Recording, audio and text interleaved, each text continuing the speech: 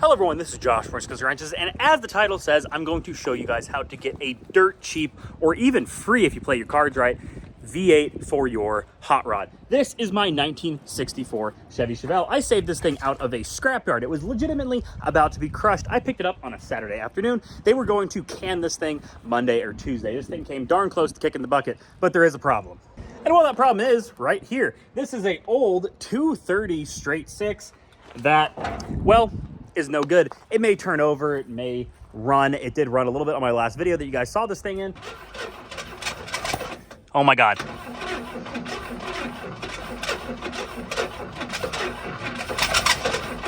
But the whole reason this thing was parked back in '81 is because that thing was smoking like a choo-choo train. So I'm not gonna trust that thing. And I want this thing to have a little bit of bark to match its bite of its beautiful looks. And that's where this video comes in. Now, as you guys know, I ripped apart a poor old Camaro for the 4-speed and the rear end that's in this thing to make that thing a screaming eagle. But the problem is the 350 that was in that thing was completely locked up. It's a smog motor, doesn't make any power anyways. I didn't want to put any money or effort into that thing. And that's where this comes into play. Now, this process is the same, whether it be a Chevy, Ford, Dodge, whatever it is, what you want to buy is a junk old truck. This thing has a Chevy 350 in it, and while it may not look amazing, the motor does spin over. It has good oil in it. It has all the parts basically apart from the bed on it. I picked this whole thing up for 300 bucks. Now, this whole truck was actually cheaper than what my local junkyard quoted me for a Chevy small block, and they didn't even have any in stock. They didn't have any 305s, 350s, nothing. And they wanted $500 to $600 for a halfway decent 350. Now, what everybody looks for is the 350s out of the Novas, the Chevelles, the Monte Carlos, everything like that, but nobody really looks to these old trucks. These things may not have the best 350 in the world, but they are going to be a cheap way to drivetrain swap your project. And well, like I said, I paid 300 bucks for this thing, and I'm pretty sure I'm going to be able to walk away at the end of this with a completely free motor after parting out the rest of this truck. Let me show you guys. Outside of this thing may not look great with no box, that cut off, the bumper all tore up, dry rotted tires, but on the inside is where this thing is really nice. Look at that. Power locks, power windows. They're in great shape. They're not tore up. And the seats, man, look at these seats right here.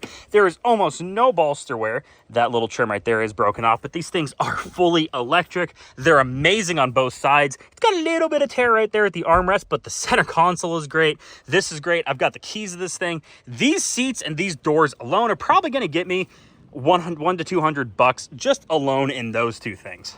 And that's not even counting other things like, well, the steering column, like I said, I've got keys for it. People sometimes need steering columns, whether theirs be worn out or it was stolen and had the key lock drilled out of it, etc. and etc. The gauge cluster, I'm sure I can sell out of it. This thing had the better audio system if somebody wants to look in one of those. Probably 20, 30 bucks there. This thing up here, the AC controls the clock, another 20, 30 bucks. The rear seat, another 20, 30 bucks. Glass, I mean, these things are not easy to find glass for. So you got to see right here, it's got the sliding rear window that's in pretty darn good shape. It's got a few stickers on it, but other than that, this thing is in great shape. Even the latch is still there.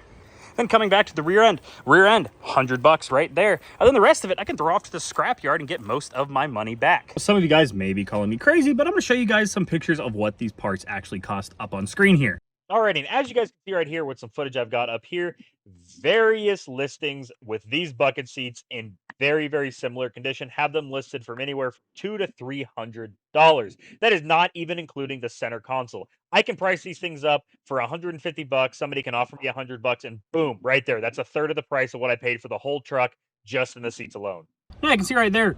Seats alone are worth a fair bit of money. I know this because an ex of mine had a blue truck, blue old Chevy like this one that wanted bucket seats like these, and we looked and they were actually pretty darn expensive. So, and I could probably get more, but I want to kind of turn them around fairly quick. I don't want this thing sitting in my yard forever. I was going to kind of get it all parted out and send it all off to the scrapyard. All right, and as you guys can see here, as we scroll through doors, they go anywhere from 50 bucks a pop. So that's $100 for both, all the way up to 300 bucks for both of them. Now, the ones that are cheaper, the $50 ones, are normally the crank windows, you know, manual locks. These things are power windows, power locks. I am sure I can get 50 to 100 bucks for both of these things. Boom, the doors, same deal. I can probably get $200-300 for them, but I'm probably going to sell them for 75 bucks pop, or I'll give them 100 bucks for both of them. And that is significantly less than what's going on Marketplace right now. As you guys can see, there are doors without door cards themselves that are going for 100 bucks a pop. So I'm sure I can unload those really quick. Hey guys, how I actually snagged this thing for as such low money as I did.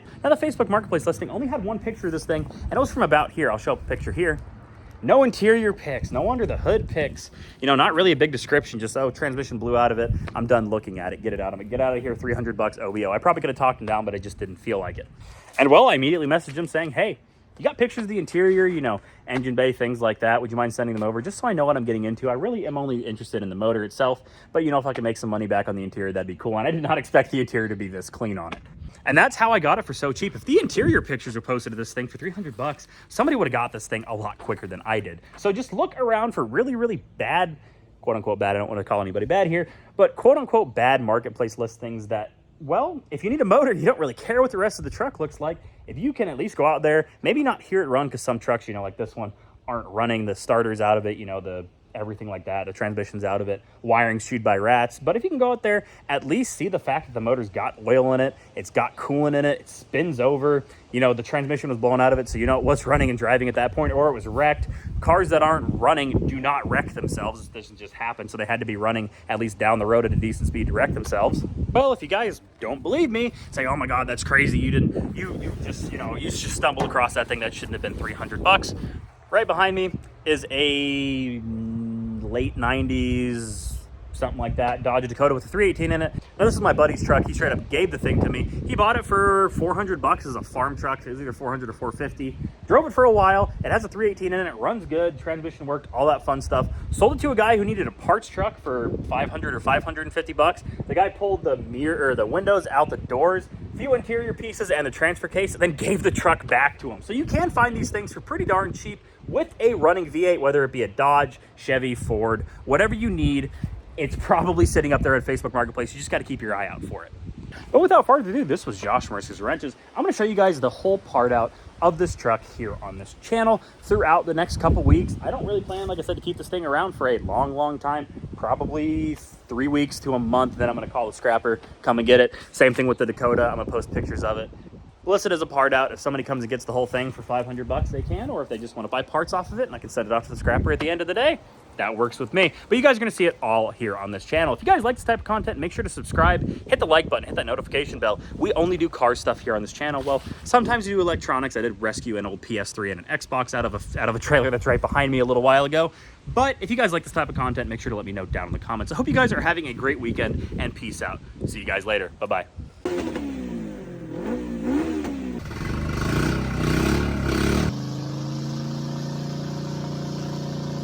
Among Us. Dreams are made of these. I didn't want to be the guy that, you know, filmed random children without their consent. That'd probably put me on a watch list somewhere.